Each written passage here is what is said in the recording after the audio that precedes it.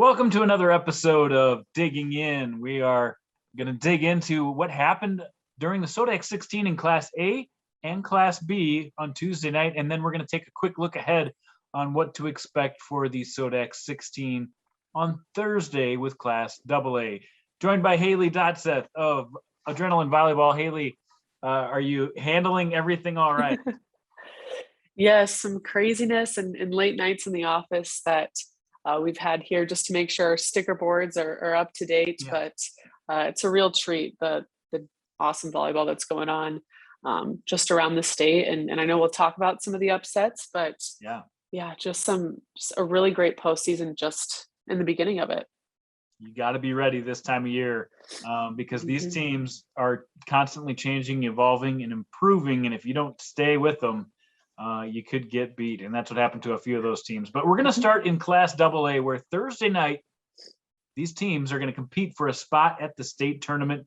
The bracket, Washington, the number 1 seed, not a surprise. O'Gorman, the number 2 seed, not a surprise. Roosevelt worked their way into the 3 seed. Brandon Valley, a top 5 team most of the year at 4. At number 5, you got Pierre, who maybe slipped a little bit down the stretch, but still a strong team. Harrisburg at 6, Lincoln at 7, and we've got Huron at 8. Those are your home teams, and they play against some good teams trying to upset to get into the Sweet 16 or into the state tournament. And one of those teams trying to get a road win is Sioux Falls Jefferson. And I had a quick chance to catch up with Beth Donnelly and what could be one of the best matchups of the Sodak 16 night. Honestly, I think we're a pretty matched up team. They're a lot like us, similarly in defense. They're scrappy. They dig a lot of balls. They keep a lot of things in play. They kind of wear you out defensively and then force you to make mistakes. So in this situation with the two teams, I think whoever makes the least amount of errors is going to win. At the beginning of the season, our main thing was get better every day, and we definitely have, and I think that's something we're all proud about. Something that makes us a good competitor is our, will to win, I would say. Yeah, I think this is definitely one of our top matches to watch here on a team that has kind of played the roller coaster game so far this season. They take a team like Pierre and sweep them and then, have some slip ups along the way. But Jefferson is, quite honestly, one of the hottest teams in the state right now. And it'll be interesting to see how they use their youth maybe to their advantage when it comes to, a matchup like this, and then Huron with the home court advantage. So a lot of interesting things, I think, come to play in this matchup, but we'll definitely be tuning in on the big screen for this one. Yes, Jefferson beat them the first time that they matched up about a month ago, but Huron, a team that has shown they can beat quality opponents. Jefferson, a team that can hang with and beat some quality opponents. They're playing their best in the late part of the year. It should be an interesting one. Any of these other matchups that really intrigue you, Haley, in the Sodak 16 and AA?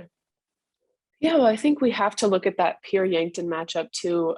Yankton with the McDermott sisters, a really experienced couple players on that team. I think maybe might have what it takes to kind of overcome this Pierre team who has been up and down this year. But I think no matter what, it'll be an emotional match for either team. And then I think you got to look at the 7-10 matchup with Lincoln and Aberdeen Central too.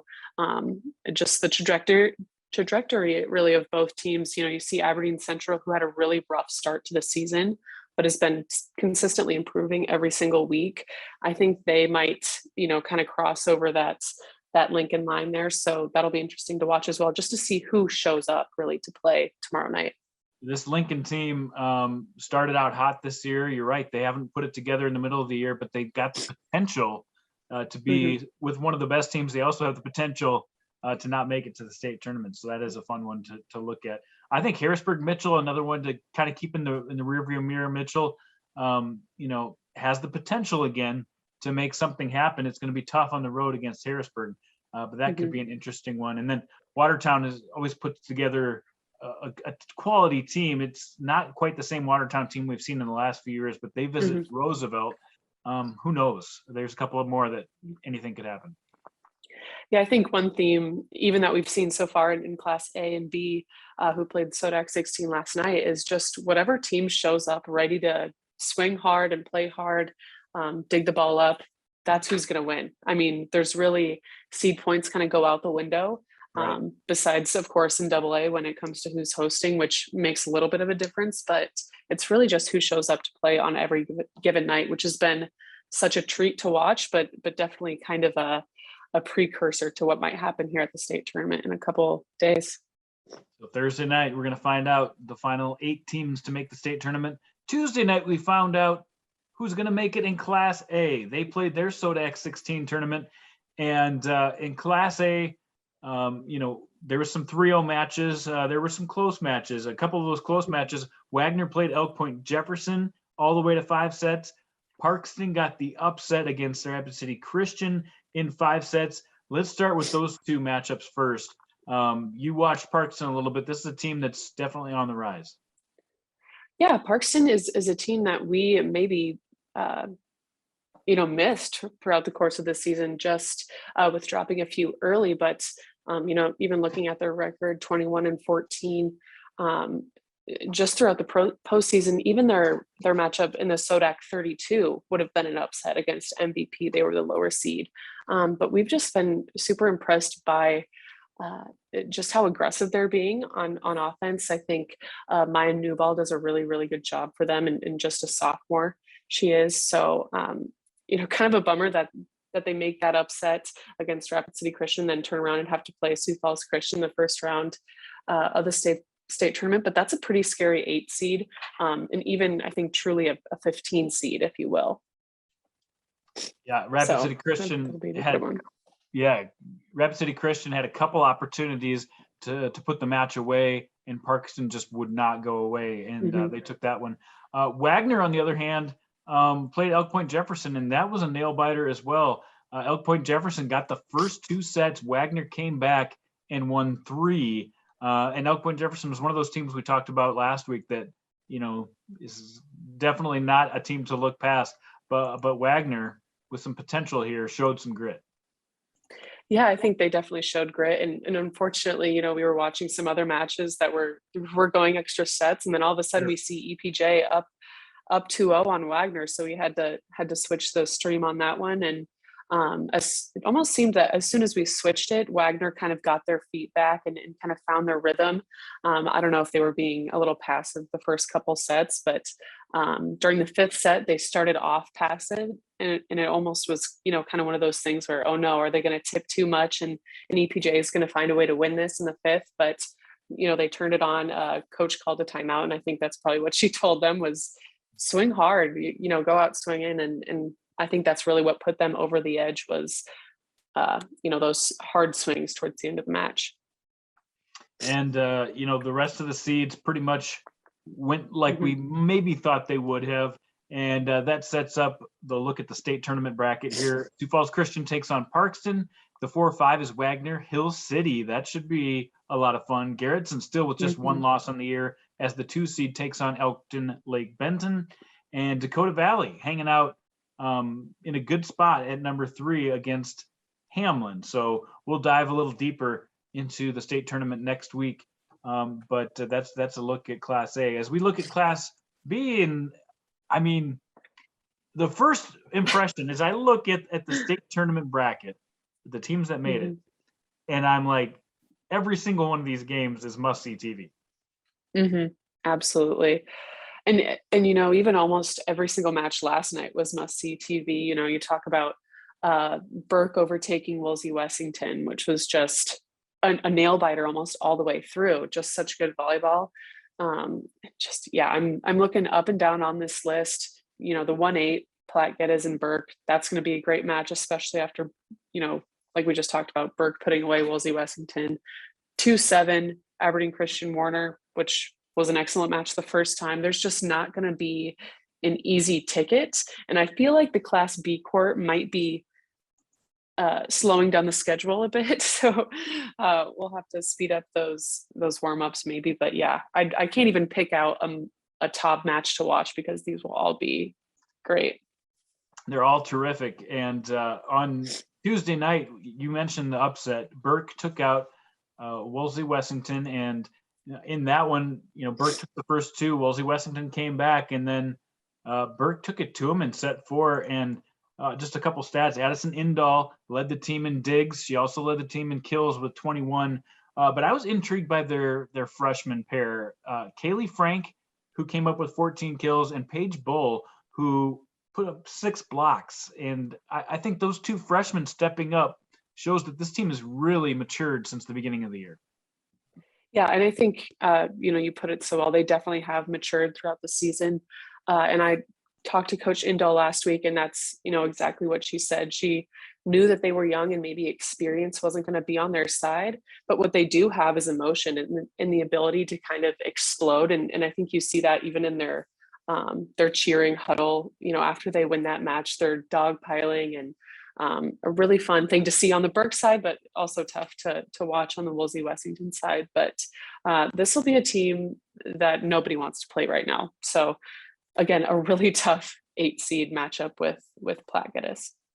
Exactly. Another one, the 8-9 last night was between Aberdeen Christian and Phillip, and I think most people saw Aberdeen Christian coming out of that region, and they were moving in the right direction. But Phillip, I watched that game, and Copper Lurs kept them in that game early on with some dynamite play at the net, and Phillip had them for a while, and then at the end, Aberdeen Christian was just too much. Yeah, I think, you talk about trying to hit the reset button after that big win against Northwestern. And sometimes that's hard, to bounce back from emotionally for some of those young players. But Copper Lurs, you have to give her all the credit in the world. She is one of the most impressive, I think, Class B athletes in the state. And, she's had a great career. And I think she definitely showcased that last night with the challenges that she was able to give. Just a huge front line against Aberdeen Christian. Yeah, it was a lot of fun watching. Just a couple other notes. Hadley Carlson went for 30 kills last night in her 4-set win over Freeman. And then some of the others, Chester area and Gable Vallon was a lot of fun, but Chester area took care of business. Coleman Egan, after getting to the Sodak 16, which was so dramatic for them, they took care of Miller, and that was a game that we thought maybe Miller had a shot. And Coleman Egan looks like a real state contender at this point. Yeah, absolutely. I think, we talk about just how you do have to show up every single day. And they looked like, they took that Bridgewater Emory win, and then they took a step up afterwards. It didn't look like, that emotional win kind of took a toll on them. It gave them confidence. So, although they take the 5 seed, they'll have to battle against an experienced Chester team, but I think you're totally right. They definitely could be one of these teams to watch, just like the other 7. Exactly, just like the other. I was going to say, interestingly enough, we have such a loaded field here this year, and it's Platte Geddes that has the number 1 seed of all those teams. A team we haven't talked a ton about this year, but just fill us in a little bit what we need to know about the top seeded Platte Geddes team before state tournament next week. Yeah, so I think, we kind of sprinkled some seeds in at the beginning of the season, but just a lot of young experience, I would say, on this Platte Geddes team with Carly Vanderwerf and Cadence Van C, 2 attackers that take a majority of the swings and can put some heat on the ball. And then Avery DeVries is a very experienced setter, I think just a junior, but has been playing quite some time for the Panthers. So I think what they have is a good mix of that youth as to where they don't feel like they're playing towards the end of their careers, but they still have that experience. So I think that's why you've kind of see them take the top seed. They've taken on a lot of tough teams this year, and although they've dropped 4 matches, they've won 32, and those aren't 32 easy matches either. So yeah, I don't want to say an under the radar number 1 seed, but all of these teams are under the radar, really. Exactly. If there ever was a number 1 team that was under the radar, it might be Geddes. But all these teams looking strong. Like I said, next week I'll get a little deeper into some of the matchups, maybe some of the things to look for in the state tournament. But it was a lot of fun checking out the Sodak 16, and you guys did a great job of staying on top of that, Haley. What else are you guys getting ready for with state tournament just around the corner? Yeah, so we will be kind of the home and the hub for the state tournament this year. We're going to do a fun preview show on Wednesday. We'll be out there for the practice day and just going to have fun talking to the athletes, because I think one thing that we've really loved doing this season is just seeing their interaction and seeing athletes, comment back and forth on our page to each other and telling each other great match. And that's just been so cool to see the sportsmanship and just these young ladies really growing up. And knowing that it's just a game, but playing such a good game throughout the season and getting better truly each and every week. So we're just really going to try to keep everyone updated and put out some fun stuff as well. Awesome work as always, Haley Dotseth, Adrenaline Volleyball. And thank you for watching another episode of Digging In. Next week, we'll get you prepped on the state tournament, and good luck to all those AA teams on Thursday as they get ready to try to punch their tickets. We'll see you next time.